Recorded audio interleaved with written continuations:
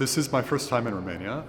The welcome has been extraordinary. The organization of the festival has also been, completely impeccable. So we've been very well taken care of, and I've enjoyed it very much. I had a little bit of time to walk around Bucharest over the last couple of days, but actually most of the time here in this incredible space, listening to the violinists. Our role as jurors, in the semifinals, each one of these candidates has prepared essentially a full, more than an hour of music. So it's quite a lot of music that they perform.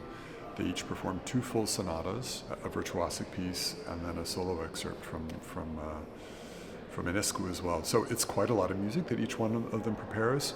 And essentially what we have to do, it's a privilege to do it, is to put ourselves in the position of a critically listening audience member, and who has the expertise of our experience in music, but essentially we're also enjoying their performances, actually, just like you would if you're sitting in the hall.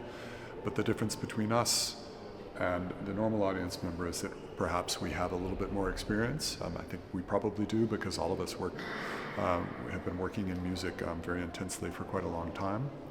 But still, it's a very pleasurable role, but one where you need to keep your focus so that you're actually thinking about each one of the candidates and how they're preparing, how they've prepared, how they're performing musically, stylistically, technically. What is their relationship with their partner? For example, they're playing 2 sonatas, so it's also chamber music. It's not just solo violin playing. It's also chamber music where there's an interaction between the 2 musicians on stage. Each of the violinists plays 2 sonatas together with a pianist, one by Enescu and then one from a selected group that we offer them. And that was actually a really interesting part of the competition from my standpoint, because often when you think about an instrumental competition, what you think about is virtuosity on the instrument and showing yourself as a master of the instrument. But actually here, what you're showing is, of course, also virtuosity as a violinist, but you're showing actually maturity as a musician and as a musical performance, offering a collaboration.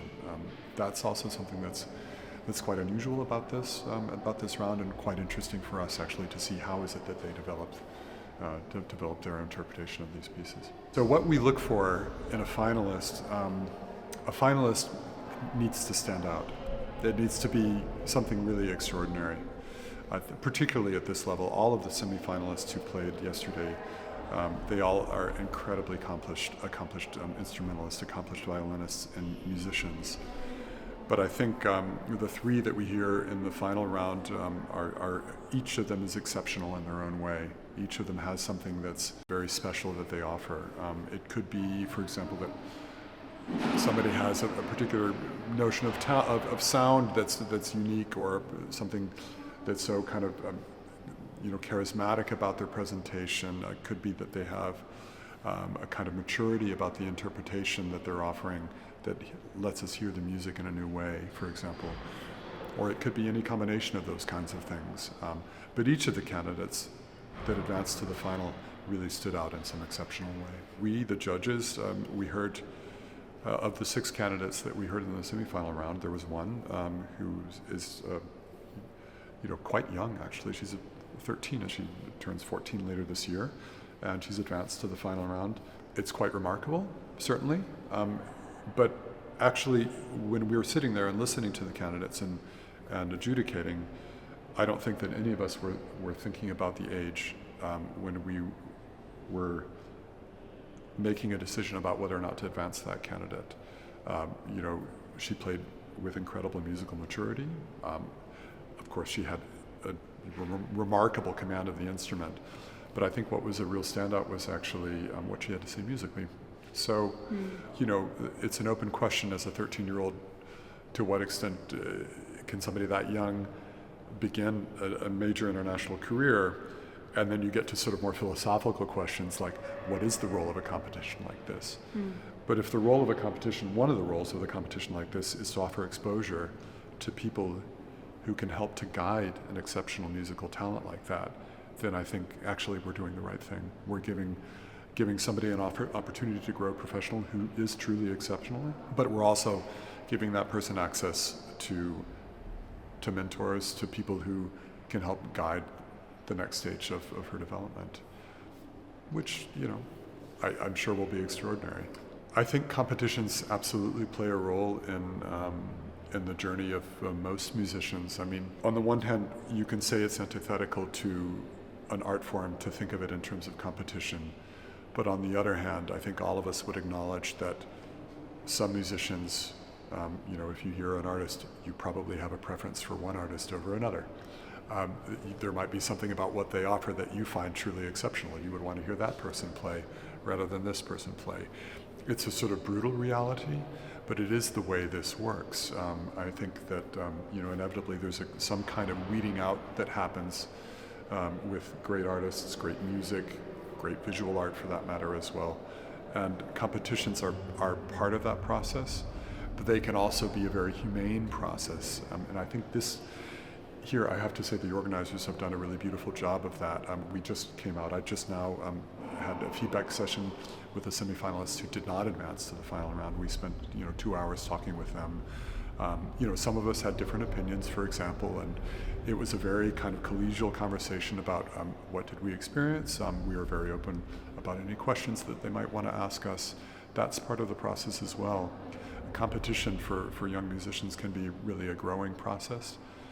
It can give you exposure to a broad variety of people from the music industry, as this one does, because of its international standing. And those are all beneficial things. I think what it takes for a musician to really stand out, to really kind of shine, is a very strong sense of self, a very strong sense of your values, your musical values, but also what never works is trying to be like someone else. I think you can take inspiration from models, you can take inspiration from other artists, but the most important thing is really being true to yourself and being true to your musical values.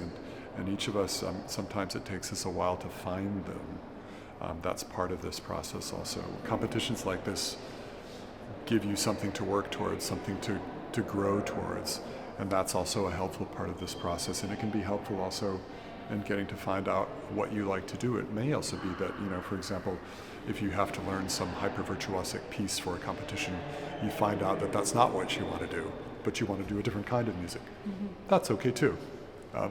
That's another way to find yourself as an artist. Ultimately, finding out who you really are, aside from obviously being able to master your instrument, that's part of the process, but finding out who you really are and what you want to say and how you want to say it, that's what, I think if you're really true to yourself, you will find that people resonate with that they read that. They can feel whether you're being sincere, whether what you're saying and what you're offering is unique to you and sincere. A healthy way to approach a competition is, it's part of a process actually. It's part of a learning and growing process. And it may be that you grow out of the competition through finding out what doesn't work. It may be that you find out over the course of a competition some things that work, or it may be that over the competition everything comes together, you have a beautiful time and you end up leaving with a prize. But all of those experiences, regardless if you approach it in an open way and kind of with sincerity and with desire and focus, you will learn from it, you will grow. What I can say about this competition, my experience here at the Enescu Competition has been only positive. I feel like the panel of jurors that we have has been really, really exceptional, very, very warm and supportive of the young artists, and also we have a really broad range of experiences. We have people from all over the world. It's quite remarkable. Very highest level of violinists who have had extraordinary solo careers. You, of course, is a concertmaster in one of the great orchestras of the world. My role is I work in artistic planning for a big orchestra.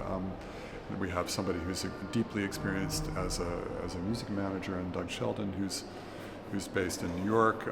And all of us, I think, have heard quite a lot of musicians performing at quite a high level, and we have a really broad range of experience. But the competition also, in addition to offering that kind of breadth of experience on the side of the jurors, offers a very supportive environment for the competitors, and we all only want the best for them. We're really open to them giving their best and to us supporting them in any way that we can as they go through the process.